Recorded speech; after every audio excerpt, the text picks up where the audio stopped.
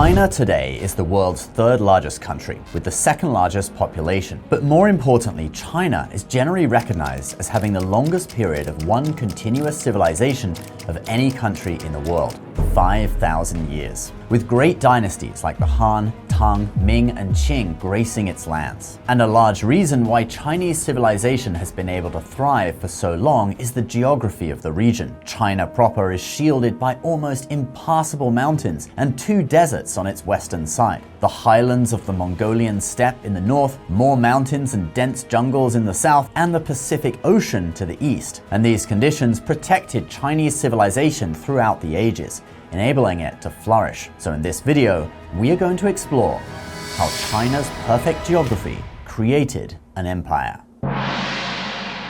This is the Central Plains, or Zhongyuan in Chinese. Its fertile lands have served as the cradle of Chinese civilization since the Xia dynasty almost 5,000 years ago. And if you extend the area from the Central Plains out to cover the entire flat area from Hangzhou to Beijing, you have the North China Plain, or Huabei Pingyuan, an area of ideal farmland the size of Ohio, Indiana, Illinois, and Kentucky combined. Running through the North China Plain are the Yellow River, Huanghe, and the Yangtze River, or Changjiang. Wait, why does the English translation of Changjiang also sound Chinese? Yangtze or Yangtzejiang? Well, it's thought to be a local name that Western missionaries learned when they visited Shanghai, which is situated where the Yangtze River meets the sea. The name Yang has a definite association with the area since the Yang province was one of China's 9 ancient provinces and it occupied the region around modern-day Shanghai. There's also still a city called Yangzhou on the river close to Shanghai as well. The Yangtze River is the longest river in Eurasia and the third longest river in the world.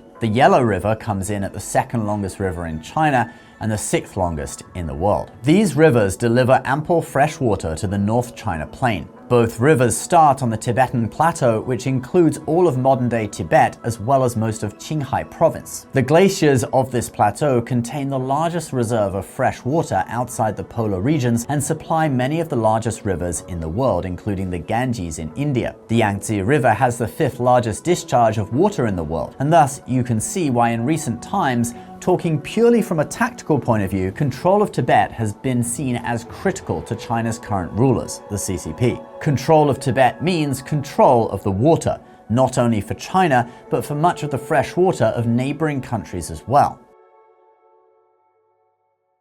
Due to Tibet being such a large water source, China's plains have a lot of water and fertile soil for farming. So like the Romans who invaded Britain for its fertile farmland and natural resources, other empires throughout history would certainly have seen China's Central Plains as highly desirable. But here is the beauty of China's geography. It provided the natural protection China needed to develop a rich culture and uninterrupted history.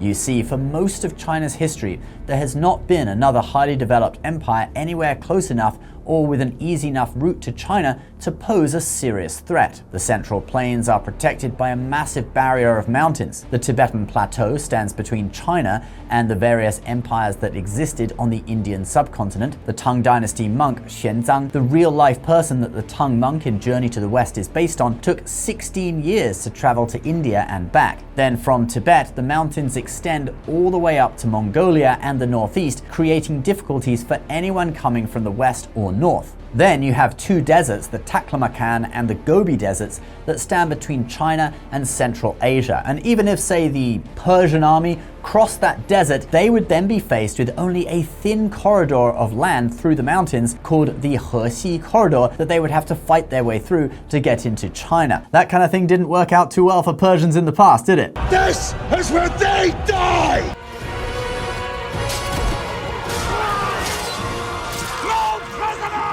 In the south, there are mountainous jungles that were never home to any situation that could rival China, and in the east we have the Pacific Ocean that puts a vast distance between China and the rest of the world. The closest country would have been Japan, but that was also no match and existed as a tribute state for most of China's history. Then what if India chose to invade China by sea?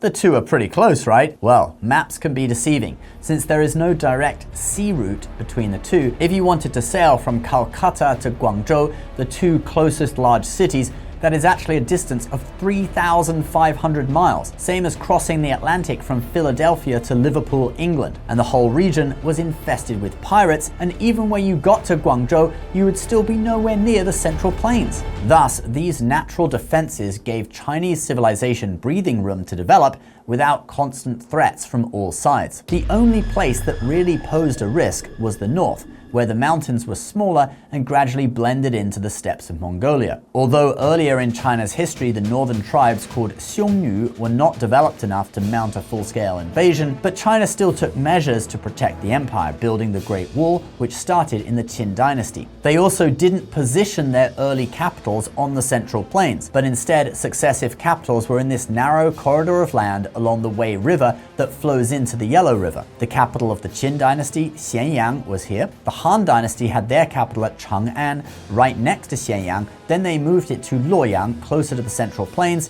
But later on, after that, the Sui dynasty and the Tang dynasty, China's golden age, both had their capitals at Chang'an in that narrow corridor between mountain ranges. This made the capital cities easier to develop and meant that you could better amass troops to retake the Central Plains or crush a rebellion. As time went on, China expanded from the Central Plains. The Qin dynasty sent 500,000 troops down to the south and took over the region that is now Guangdong and Guangxi provinces today. During the Han dynasty, the Xiongnu in the north of China caused endless problems for the Han, especially around the Hexi corridor, which was that natural weak point, that narrow break in the mountains where armies could break into China, flanked by the Xiongnu on the north side and the Qiang people to the south. Now, the Han did have a custom of marrying off princesses to the Xiongnu chiefs and giving them gifts to keep them at bay. But in the end, they figured it would be less costly just to expand and control the entirety of the Hexi corridor themselves.